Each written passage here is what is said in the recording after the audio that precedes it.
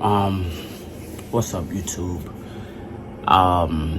This video I'm gonna try and make as short as possible. Because to be honest, I didn't really want to make this video at all. Mainly because I'm just not good with expressing myself, and you guys know that. Most of you guys know that already. Anyone who has been following me for some time knows that I'm not good with expressing myself and, speaking of my feelings. And I'm not good with death and dealing with death. So August 21st, my father passed away. I haven't been able to really talk about it because I don't really know how I feel. And sorry, my tripod keeps moving. I don't know how I feel, honestly. I thought I did, but I don't. It's been 2 weeks and a half, and I think I still do not know how I truly feel. And a lot of people are telling me I will have to come, create some kind of peace and come to terms with certain things. But so on August 21st, my dad passed away, which was that Saturday. It was literally the day after I took my girlfriend out to this is gonna be so hard for me to do. The day after I took my girlfriend to that helicopter ride, as you guys seen in my last vlog, that was my get back to YouTube. That was my I was in a happy place. I was up here, wherever you saw me on that video is where I was. I was happy, things were going great in my life. I was starting to step into certain things, and I just, the following day, I go to work. I left my girlfriend. I went to work, and I'm working. I was working a 4 to 9, or 4 to 10. Sorry. And around 8 o'clock, my brother texted me hey, your dad is sick. Keep in mind, I haven't spoken to my dad in about 8-9 months. Mainly because, and I have that part, I'm just gonna put a thing on there. I have no regrets on not speaking to my dad for 8 to 9 months. Mainly because if you followed me before, I've spoken on the fact that I take me very seriously. I want to make sure I'm always happy no matter what and who doesn't like it.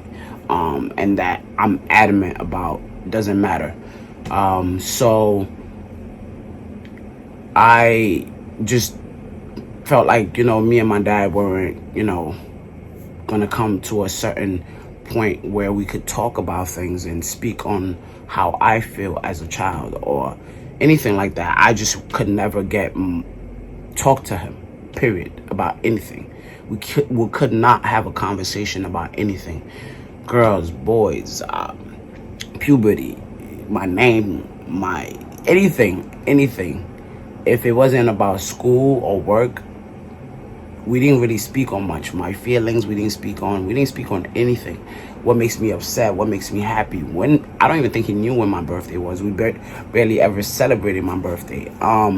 So yes, I haven't spoken to him. So my brother texted me hey, your dad is sick. So I was I hope he's okay. He's you have to go to the hospital, whatever. I'm okay, no problem. As soon as I get out of work, I'll be there. One thing about me, it don't matter if I don't speak to you. We're not cool. If you're family, I'll be there. If you're a friend that I've known, I'll be there. I will be there. Doesn't matter. I will not.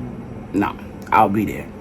So, I was when I get out of work, I'll come.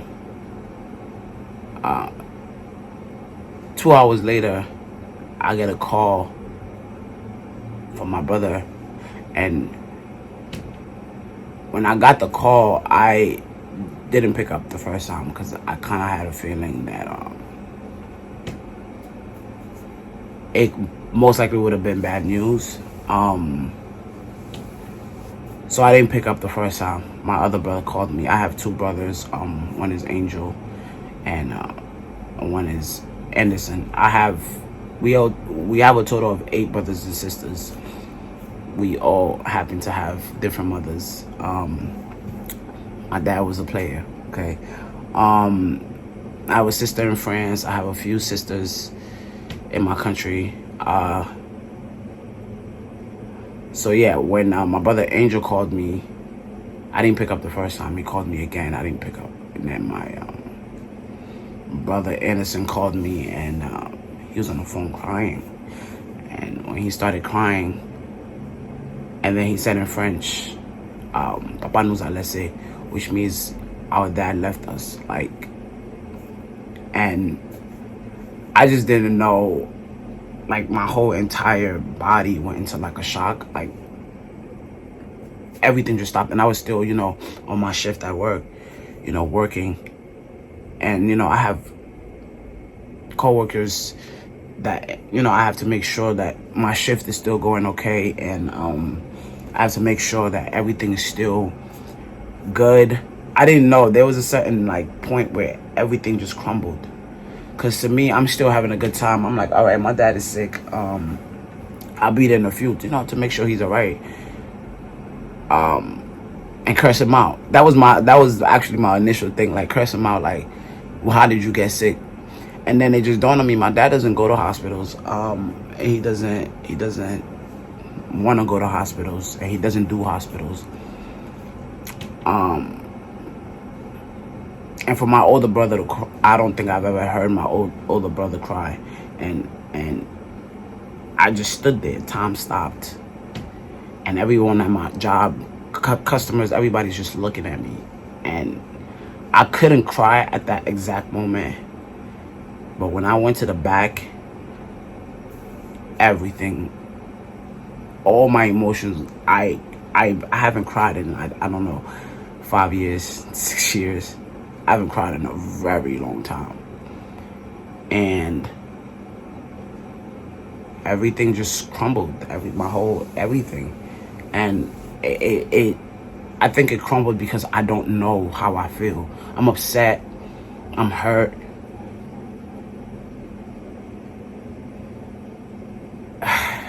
Not because you guys know I loved my dad. I said that all the time. I love my dad. I'm grateful for him.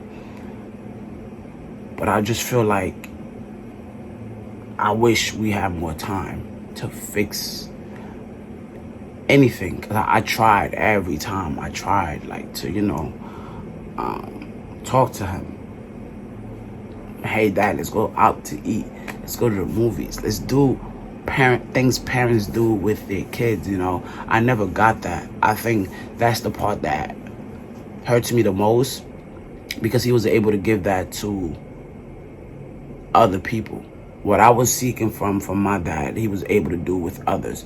28 years of my life, and I don't have not one picture with my dad.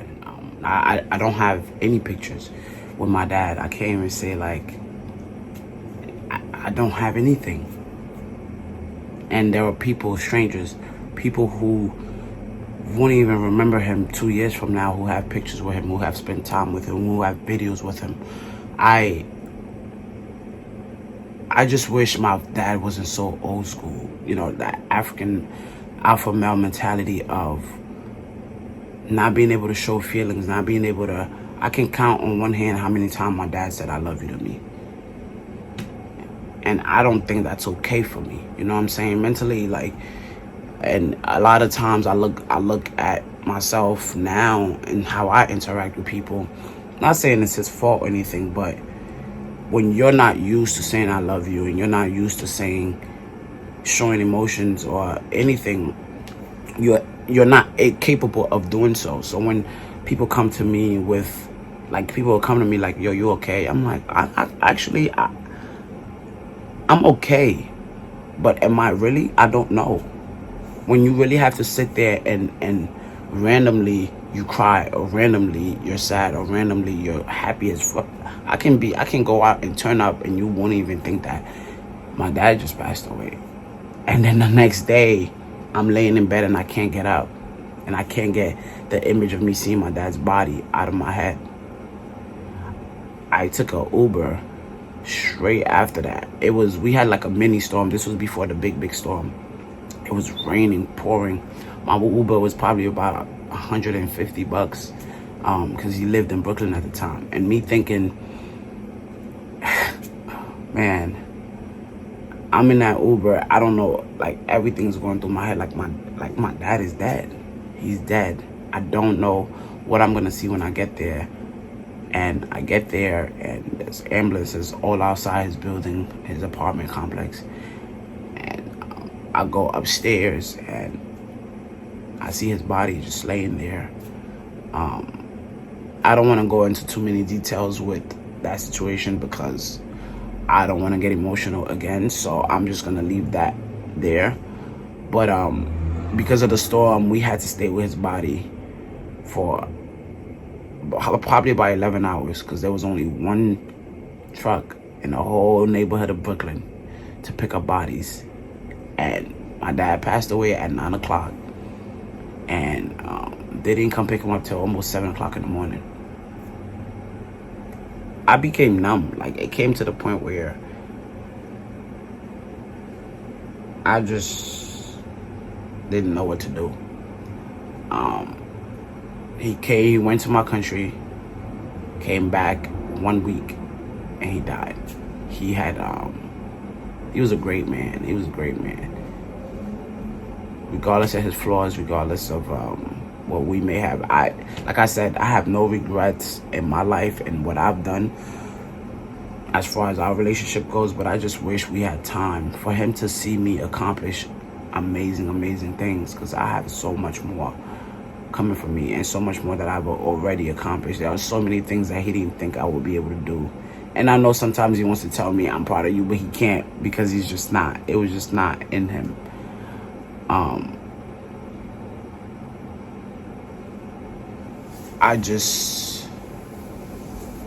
Time is something that you can't.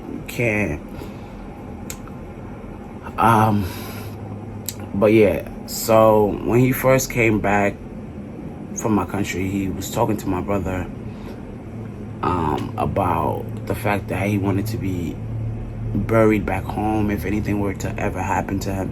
He's never had conversations about death, so I don't know. I felt like he knew it was coming. And he's born and raised in my country, and that's where he wanted to be buried, so that's where we will be burying him, which costs us about $6,000 to do, and just for him to be buried. Then all the funeral stuff and all the other things, so about close to 10,000 and change. Then taking care of everything back home as well. It's just a lot of unexpected things happening, and it's a lot. If you guys do want to help towards that and towards me taking care of the financial aspect of that, I will put the GoFundMe link in the description, and you can donate whatever is not donated, or if I don't reach my goal, the rest of it will be coming from my own savings, which whatever the public can do, I'll take. Whatever I'll have to put up myself, I will. But just know that I'm okay, and I'm processing this day by day, with the help of my friends, my family, my girlfriend, like especially my best friend. My best friend and my girlfriend have been a big, huge support system, honestly, because my best friend firsthand knows my relationship with my dad and how it's been for years. I've never been able to introduce anybody to my dad. I've never been able to let anybody meet my dad. It is what it is. I love him, and it just feels weird. Death isn't something I'm used to people, but it's just, I don't know if I'm angry, if I'm upset, if I'm sad. I don't know. I go in and out every week. I don't know how I feel. And then I don't think it still has hit me yet that he's not here. So yeah, thank you guys for watching. I will still be posting videos like I told you guys. I am back on YouTube. I will be making a video of my 1 year post-op, because it's been 1 year since I got top surgery, which is something he didn't get to witness either. Yeah, thank you guys for watching. First name JC, last name Ditto. JC Ditto, and I'm back at it again with another video. Peace.